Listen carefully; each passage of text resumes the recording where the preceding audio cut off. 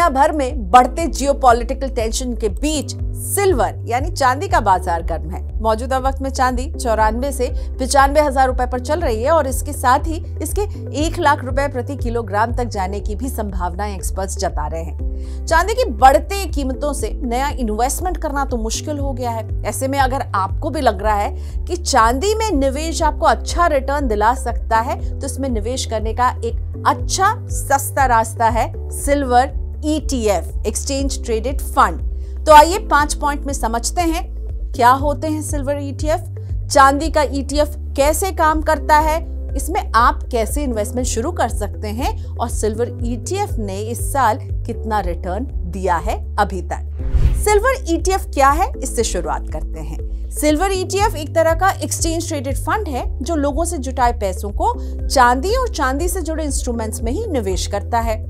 Silver ETF में fund manager चांदी खरीदते हैं और सिक्योर वॉल्ट में रखते हैं। चांदी की कीमत बढ़ने पर निवेशकों को इसका फायदा मिलता है। अगर आपको लगता है कि चांदी का इस्तेमाल केवल ज्वेलरी में होता है तो ऐसा बिल्कुल नहीं है। चांदी एक इंडस्ट्रियल मेटल है और इसका इस्तेमाल हम देखते हैं कि इलेक्ट्रॉनिक्स में किया जाता है, सोलर पैनल में किया जाता है, दवाइयों में, टेलीकॉम में, तो बहुत सारे सेक्टर हैं जो इसे यूज करते हैं और इस वजह से चांदी की इंडस्ट्रियल डिमांड भी काफी अच्छी रहती है।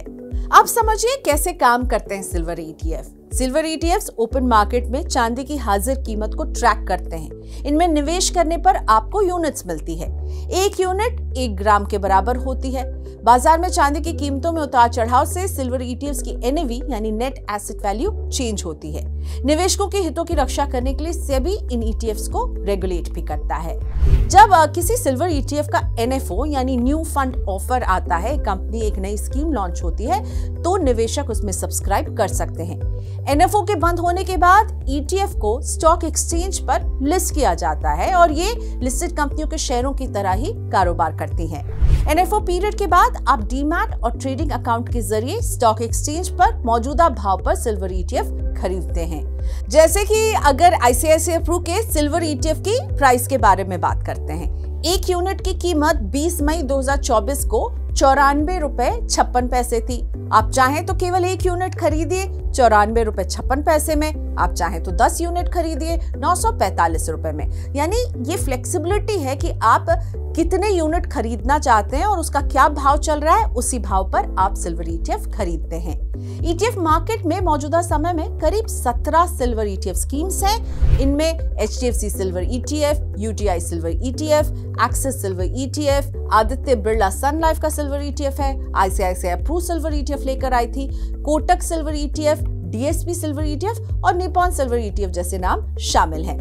किसी भी निवेश में रिटर्न सबसे ज्यादा मायने रखता है क्योंकि आमतौर पर रिटर्न देखकर ही तो हम इन्वेस्ट करते हैं। तो साल 2024 में मई महीने तक के सिल्वर ETFs के अब तक के रिटर्न पर नजर डालते हैं। ICICI प्रू सिल्वर ETF ने अब तक 25.48% का रिटर्न दिया है। वहीं बात अगर करें HDFC सिल्वर ETF FOF की तो इसमें भी 25% से थोड़ा सा ज्यादा का रिटर्न आपको दिखेगा और UTI silver ETF fund of fund में भी 27% से थोड़ा सा हल्का सा ज्यादा रिटर्न नजर आ रहा है।